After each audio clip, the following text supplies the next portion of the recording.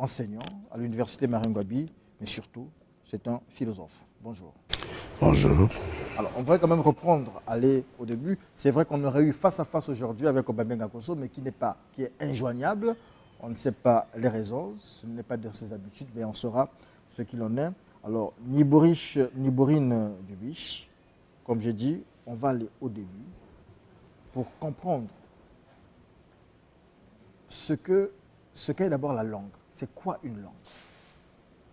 Bon, mais une langue est un ensemble de codes de communication qui permettent de circonscrire un sujet et de le faire passer d'un individu à un autre.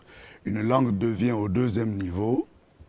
Une langue devient au deuxième niveau un moment d'ancrage, de compréhension des systèmes sociaux, des systèmes scientifiques, si vous voulez, des systèmes technologiques permettant finalement non pas seulement de lire les événements du monde ou de la société comme des événements internes, mais surtout des événements externes, c'est-à-dire des événements qui permettent à l'homme de prendre position par rapport aux objectifs de sa vie.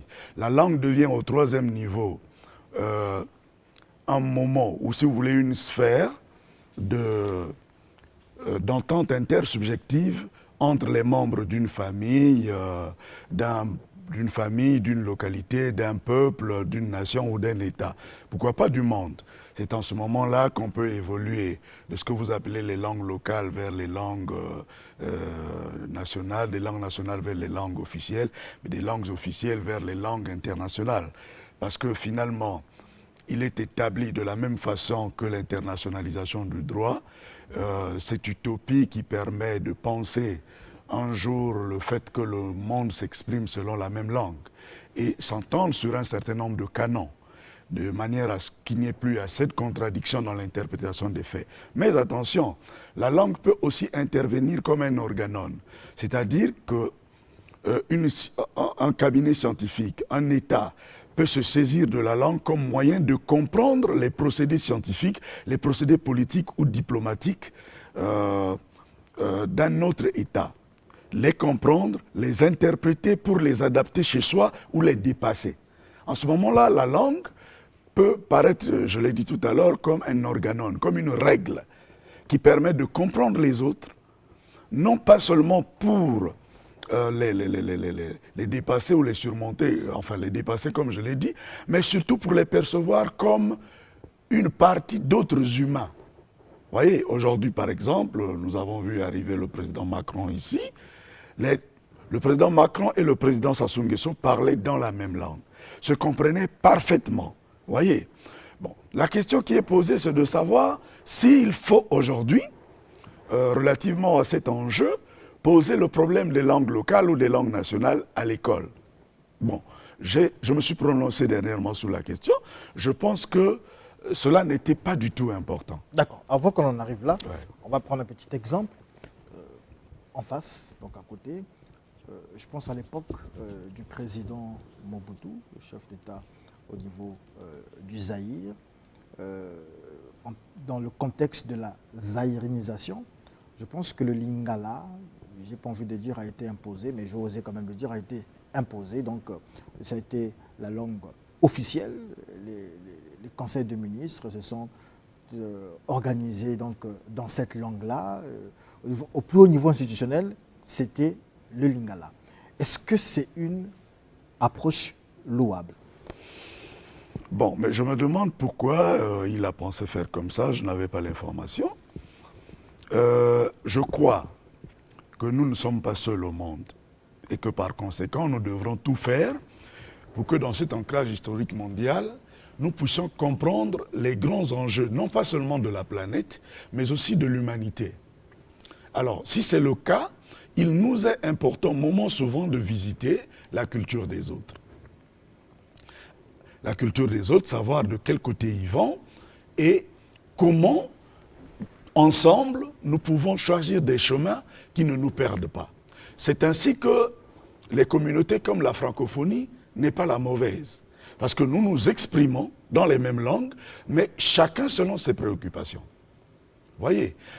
Alors, au milieu, nous découvrons ce que le Rwanda peut penser, ce que la République démocratique du Congo peut penser, ce que finalement tous les membres de la communauté peuvent penser, chacun en sa façon, chacun selon ses qualités, mais l'exprimant dans une seule langue. Voyez-vous, c'est cette langue qui nous permet d'accéder à l'autre. Nous l'utilisons comme organon, comme règle, pour accéder dans la réalité de l'autre. Ce n'est pas mauvais. Mais si nous nous résignons dans les Lingala, que les Rwandais, par exemple, se résignent dans le Hutu, les autres là-bas dans le Swahili et tout, voyez, il n'y aura pas l'interprétation de compréhension. Voyez-vous? Et l'idéal de construction commun du monde, de construction commune de l'humanité à partir de l'obligation de progrès du genre humain, connaîtra quelques inhibitions. Vous comprenez? C'est pourquoi je préfère que nous exprimons à partir des langues qui sont parlées par l'ensemble des peuples et qui permettent à cet ensemble de peuples de s'entendre sur un certain nombre d'enjeux, qu'il faut finalement implémenter. Parce que le problème, je vous l'ai dit la dernière fois, c'est que si nous considérons la langue quelque part comme véhicule, comme vivier, comme levier des cultures, il nous revient donc d'identifier à l'intérieur des cultures des civilisations ou des modes pratiques qui nous permettent de nous positionner dans le monde. Je prenais l'exemple d'une Nzobi dernièrement. J'ai dit, voilà, nous avons aujourd'hui dans nos sociétés politiques des problèmes de justice. Imaginez que nos responsables politiques prêtent serment sur le Nzobi et disent, voilà, je prête serment sur le Nzobi, si je ne fais pas ce que je promets, alors que le Nzobi m'attrape, par exemple. Mais il sera obligé de faire parce que le Nzobi finira par agir au cas contraire. Okay. Voyez?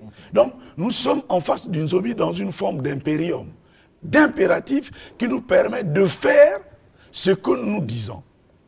Voyez? Là, par exemple, nous sommes dans l'optique du Nzobi.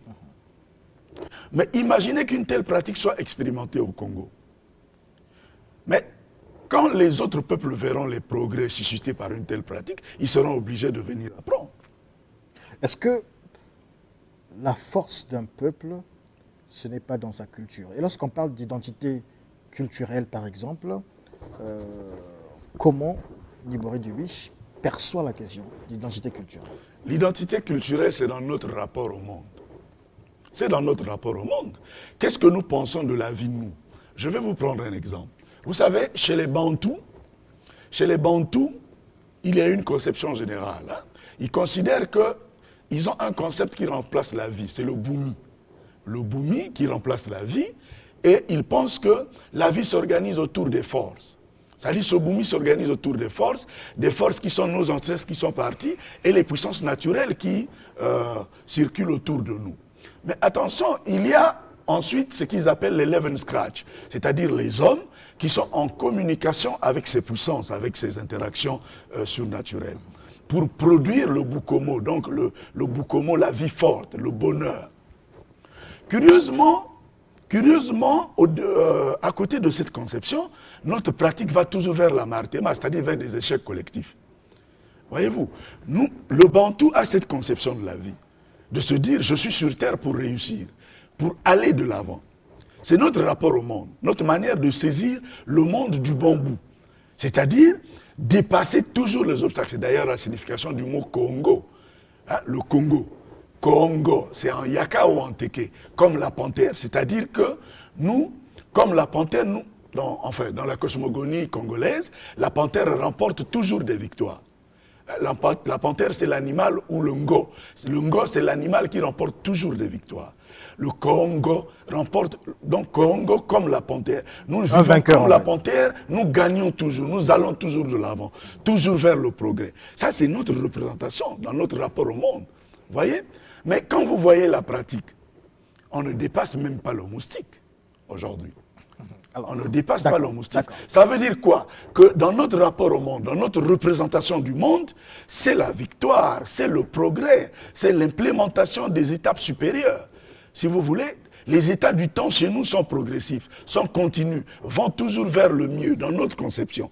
Mais dans la pratique, nous avons un sérieux problème. Donc chaque peuple a une culture, je voulais vous dire, chaque peuple a une culture, un rapport au monde. Le plus important, c'est l'implémentation pratique de ce rapport au monde. Dans cette logique-là, oui, dans ce raisonnement, est-ce que nos langues, les langues congolaises, n'ont pas une place importante, n'ont pas un rôle à jouer quand on sait que la force d'un peuple, c'est aussi sa langue, c'est aussi savoir communiquer de manière interne, d'abord.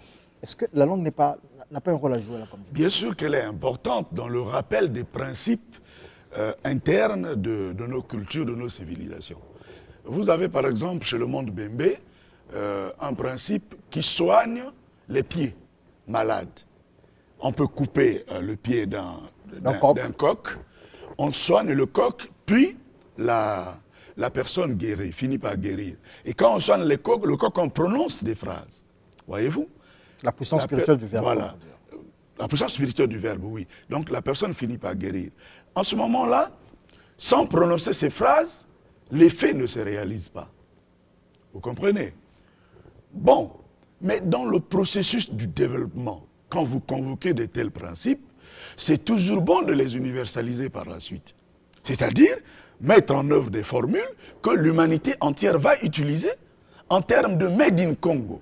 Mais il faut toujours un premier pas, justement. Le premier pas, c'est celui qui est posé dans nos traditions, le premier pas. Il reste que nous les universalisons. Or, il y a des principes dans nos cultures qui ne se sont jamais universalisés.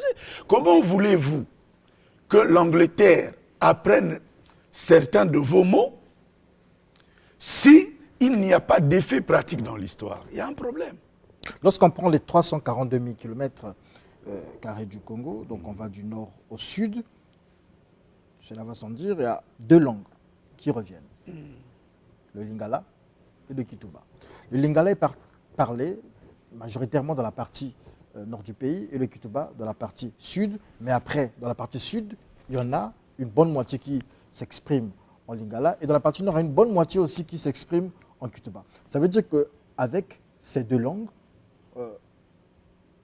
on peut changer, aller vers un changement de paradigme. Oui, mais il faut toujours poser le problème en termes d'objectifs de développement ou de progrès. Il y a 2 ans, je vous ai dit dans ce même studio que le problème de la reconnaissance de nos langues est lié au problème de la production scientifique et technologique. Aussi longtemps vous ne produisez pas, aussi longtemps personne ne vous reconnaît. Parce qu'on ne vous reconnaîtra jamais par pitié. On ne vous reconnaîtra que par le travail. Que ce soit en politique, en sciences, à l'université ou partout où vous aimeriez aller. Que par le travail. Donc, vous avez le Lingala, vous avez le Kituba, mais pour quelle fin? Simplement, la communication interne, elle se fait, cette communication. Bon, mais si le Lingala et Kituba vous permettent de pénétrer un certain nombre de principes qui arrivent à la fabrication, par exemple, de l'ordinateur, à la fabrication du micro, je vais vous dire une chose. Bon, que tous ceux qui ont été avec moi à cette époque m'excusent. J'ai joué au ballon. Hein. J'ai joué au ballon. Nous sommes dans les années 80. Nous sommes dans les années 80. Nous allions jouer un match de Coupe du Congo. Nous allions jouer un match de Coupe du Congo et nous voyageons avec une espèce de corne par laquelle nous communiquions avec quelqu'un qui était loin de nous. Corne. Voyez-vous, c'était, je crois, une espèce de corne appartenant à une antilope, je ne sais pas quoi. Ben, nous communiquions avec. C'était une forme de ce que vous appelez aujourd'hui téléphone portable. Donc la loi existait déjà les années 80 ou avant. Cette loi existe dans la tradition congolaise. Mais beaucoup d'années après, le téléphone portable apparaît en Occident. Le Congo connaissait la loi, mais en science, le Congo n'a pas pu universaliser cette loi et la rendre pratique en termes d'objets, d'artefacts qui puissent nous servir de nous communiquer, cette fois-ci non plus par corne, mais par un objet tangible qui permet à l'humanité entière de communiquer.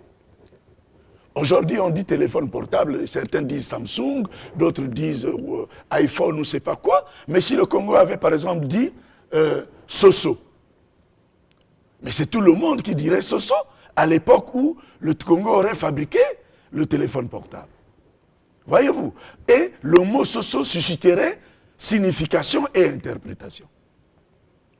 Voyez-vous? Donc, aussi longtemps que nous resterons sans production au plan scientifique, sans production au plan technologique, personne ne s'intéressera à nos langues.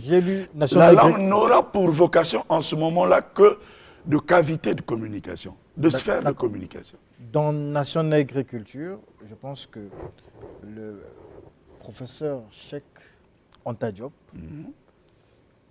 prend un exemple, j'oublie le passage, le paragraphe, la page, mais néanmoins, il en parle dans son livre, dans ce livre.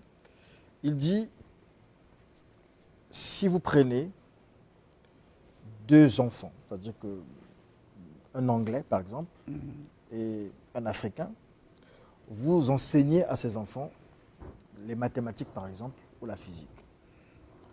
L'Anglais aura l'avantage sur l'Africain, je pense sur le Congolais, parce que l'Anglais va apprendre la mathématique, les physiques, la chimie, dans sa langue, l'anglais. Mais l'Africain va devoir d'abord apprendre la langue anglaise. Ensuite, c'est en anglais qu'il lui sera enseigné les mathématiques, la physique ou la chimie. Et pour lui, il considère que c'est un désavantage. Pour lui, l'Africain devrait apprendre les mathématiques dans sa langue maternelle, dans la langue de chez lui, pour pouvoir être au même diapason que l'autre. C'est un peu le cas lorsque nous envoyons des enfants à l'étranger, ils n'ont que la langue française, ils doivent apprendre la langue anglaise, par exemple, lorsqu'ils vont aux États-Unis. Non, M. Diaz, il faut relativiser cette affaire-là. Okay. Le français comme l'anglais, ce sont des langues gréco-latines. Mais attention, c'est désormais des langues conventionnelles, parce que ces langues ont des académies. Ce sont des langues qui ont des académies. Mabankou, aujourd'hui, est dans l'académie française. Voyez-vous. Et ne travaille dans ces académies-là pas que les Français, pas que les Anglais. Vous comprenez? Ce sont des langues conventionnelles aujourd'hui. Le mot week-end n'est pas français au départ, je vous l'ai dit la dernière fois. WhatsApp aujourd'hui est utilisé en français, voilà. Ça veut dire quoi?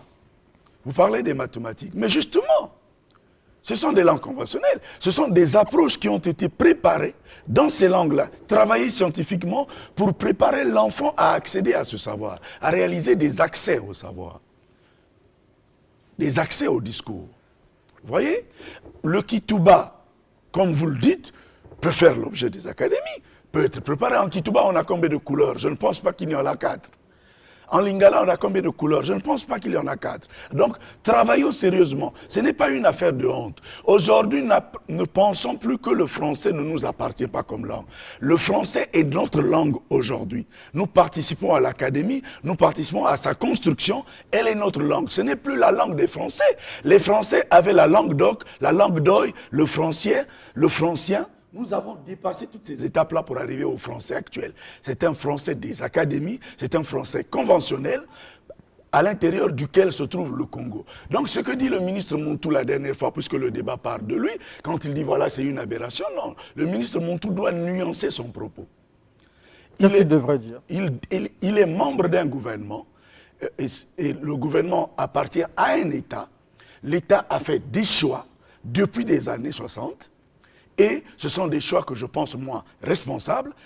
Il faut craindre de prononcer des propos par précipitation. Le ministre Montou est un cadre très intelligent. C'est une promesse pour l'humanité dans ce pays. Et j'ai toujours apprécié ce monsieur, qui est d'une trame très exceptionnelle. Mais je crois que l'expression aberration est précipitée. C'est un glissement théorique qu'il faut prendre avec beaucoup de nuances. Il ne reste que 2 minutes certainement. Voilà. Donc je m'emmènais à dire que le ministre Montou n'a pas à regretter le fait qu'on apprend en français.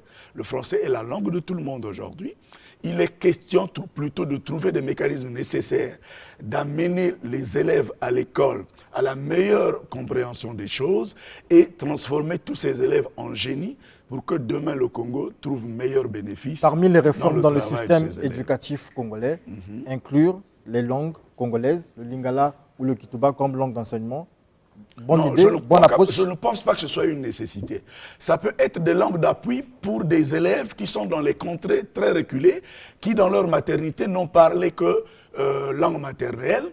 Et si en français ils ont des difficultés, on peut trouver une translation nécessaire pour leur dire ce que vous entendez en termes de maman, c'est ce que vous appelez en termes de ceci dans votre langue.